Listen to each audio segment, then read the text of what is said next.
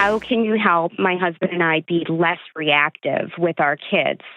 And so yesterday, my son dropped an FU bomb to my face, and never in a million trillion years did I think, one, my child would ever say that to me, and two, that I've had enough therapy to not go to jail. So luckily, my husband and I have gone through a lot of therapy to work on all those 80s tropes, because we could not be more Gen Xers, all of it, the hose, we got hit with the wooden spoon. When we had big feelings, we were sent away to our rooms. We did all those things. And on top of it, we were Boston Catholics, so we were served shame and guilt every night with our meat and potatoes. So we have except for Fridays when you got fish. Exactly, or pasta during Lent. Don't forget that. So, we were the latchkey kids. So we've both done a ton of therapy to be better parents for our boys. And, when we first got married, we had a lot of fertility issues, and we ended up in couples therapy, which honestly was the best thing that ever happened to us, because we learned the Gottman method. And I know you've talked about that before. Sure. So my husband and I have worked that through our entire marriage, and it was the best foundation we could have ever had, because we became parents by a fire hose. We have 4 boys, and the age span is less than 3 years. So we have 4 boys. We had 4 boys in diapers because we had 2 biological and 2 adopted. And that wasn't how we planned life, but it's what God gave us. And then as life went on a little bit, we had a very sick little boy for about 7 years. And the only way we stayed married was because we had that Gottman foundation. And then, we separately have done therapy over the years to, undo what the silent generation did to us. So my husband and I are very well grounded, and we have all these great, and up until now, we were doing great. When the boys were little, it was like having a litter of puppies, we fed them, we ran them, we rinsed and repeated, and then loved them. And, they were like puppies. And it was honestly the first 10 years, I know this is crazy, but even having foreign diapers for a period of time was easier than these teenage years. I thought we were doing great, but apparently we're having a really hard time with resorting back to that default setting of guilt and shame and these big consequences. And we're good at a lot of things. We're really good at repairing, because we have to repair a lot. We have to go back and tell our kids, and one of the things I always say to my kids is, Biggie and Tupac raised me, and we can do this Dr. John's way, or we can do this Dr. Dre's way. And last night I almost chose the orange jumpsuit, because I cannot believe, because I know respect is not the same as, I feared my parents, but that's not respect. I know fear isn't respect. I have enough therapy to realize that. But also, I would never, to this day, I would never swear in front of my parents, let alone drop an F-bomb to their face. Yeah. And I do think there's some value in that. Yesterday, I wouldn't have said that, but today, what we went through last night, and I had the restraint, which I'm so proud of myself, because the old not therapized me wouldn't have reacted that way, and it was really hard. So I've read all your books. I could probably recite your book back to you, but I know you were saying that, you've got to find the pause in between the stimulus and the reaction. And my husband and I, with these teenage boys, are having a really hard time finding that pause, because our default setting is basically, shame, guilt, consequence. And, that landed us in therapy. So it's not going to work with our kids either. And we don't want to be like that. So how do you do it? Being a Gen Xer and being a teenage boy dad, because I don't know if we're going to survive. I smoke a lot of weed is what I'm just totally kidding. I don't. Kelly's just like, oh God. I'm like, how much tequila is in the house? Yeah. Because I don't know if I can do this. All right. So let's reverse engineer last night. And I think I can help. What led up to that final nuclear option for your 15-year-old son? Just hearing the term 9 to 5 can be a drag, so my friends at Cozy Earth are here to help make your 5 to 9 way more comfortable. I love Cozy Earth's pants and all-day t-shirts. They're soft, breathable, and super tough. And my wife loves her pajamas, and my whole family loves Cozy Earth sheets. They're super comfortable, and they keep us cool when it's hot outside. Try them risk-free for 100 nights. You can save 40% off your entire order at cozyearth.com/Delony. What led up to that final nuclear option for your 15-year-old son? Screen time. Him and our battles are always revolving around screen time with him. Okay. Him pushing the boundaries with that. And yesterday, instead of yelling from across the house, supper's ready, come down to eat because you have to go to football, it was, I sat next to him. Hey, what are you doing? What are you playing? Oh my gosh, yeah, you were on that level last night. That looks cool. All right after this round, we got to go down and get dinner going because you have to leave for football. Yeah. And and I'm like, all right, you finished the round, and I'm sitting next to him and I'm like participating in it. And then I was like, all right, you said after this round we were going to go down, and he was like, well, I'm not even hungry. And I'm like, right, but you have an hour and a half football. You got to go. And I'd like you to have something to eat. I was like, let's come off anyway. Even if you're not going to eat for me, can you just come off so we can get going here? I'll come down when I'm ready. Well, you said you were ready when this round was over. The round is over. We got to wrap it up here. And then I was like, all right, well, you're using all your time now. Like, we have all these parental controls on there. We give them 2 hours on school nights. You're going to run out of your time, and I know you're going to want to do this when you get home. I'm just letting you know. I'm going to go downstairs. Okay, I'll pause here. Let me cut you off right here, okay? I've already heard it. Did you hear it? No, what? I didn't. So you have a set of values, desires, and wants for your son. And you tell them what his desires and wants are. And he has learned that he can just nod and say, cool, mom. And most of the time, you'll just go away. And occasionally, you will stand your ground and try to convince him that the desires and wants and needs that you have handed him are actually his, and that he should be held accountable for them. And then in his nervous system, in his chest, he knows, I don't want to eat. I'd rather play this game. And you're going to feel terrible if you go play a football game. You're going to come home exhausted, and then you're going to stay up and eat dinner, then you're not going to sleep, and this whole cycle is going to start over again. And so you're giving him some we's and some I thought you's and don't you want to's? Mm-hmm.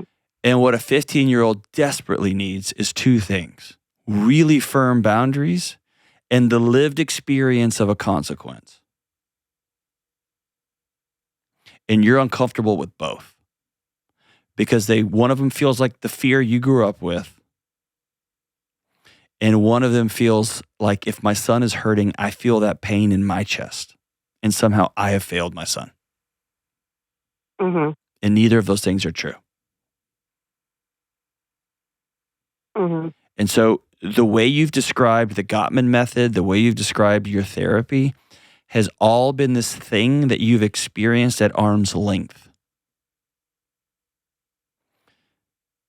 But I want you to take full ownership.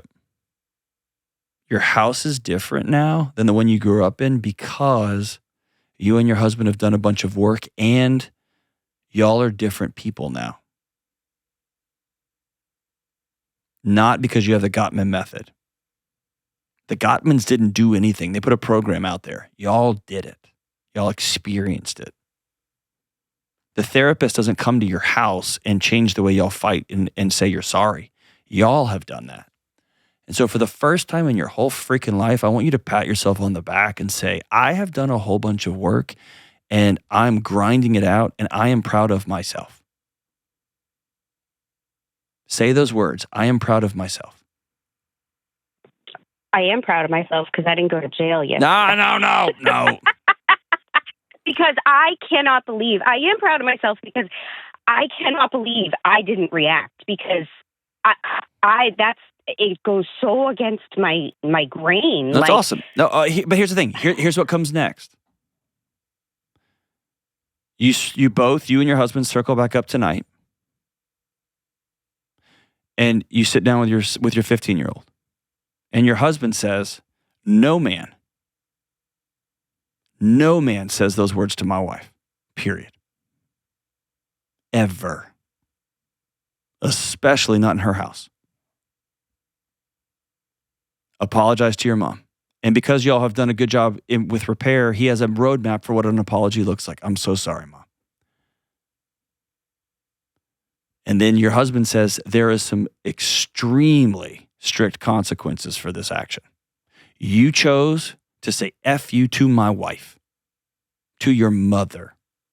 And so by extension, you chose to have absolutely no video games for the next few months. It's a weird choice, but that's a choice you made. Our choice for you is, our hope for you is that you choose to take the 2 hours that we give you, which by the way is too much, Marie, but y'all get to do whatever you want, is that you choose that, but you made a different choice. And you got to own the consequence to that. And he's going to get mad. He's going to get frustrated. He's going to hang his head. He's going to feel shame. And in this moment, a person should be ashamed when they tell their mom, F you. Yeah. It's the toxic, constant, pervasive shame. I'm not a good boy. And that's where you lean in and put both hands on his face and say, I love you. And we are a fireball of a family. And I love that about you, and I love your spirit. And I realized I give you mixed messages when I say, you are going to be hungry, and you don't feel hungry. That's on me. I take that. Mm-hmm. And I get that when I tell you, you're going to want to have eaten, and you're like, I don't want to have eaten. And so you can tell your son with both hands on his face, communicating physically, I love you, and I'm here. I'm going to stop putting my wants and desires into your lap. You're going to go to football practice because you committed to this team, and you don't have to eat. And you're going to be real hungry, but that's a choice you get to make. Same as you chose to not have these video games for 2 months. My son doesn't get a vote in how I respond because I'm an adult. But I'll be damned if anybody's going to walk into my house and use that kind of language with my wife. And both of those things are very true. And there's something way more terrifying, I think, of somebody who is very in control of what happens next than somebody who's just running their mouth like a chihuahua or barking like a dog, right? And so absolutely your husband and you need to address this head on, beginning with your husband looking your son directly in the eye and saying, no man, nobody will use that kind of language with my wife, period.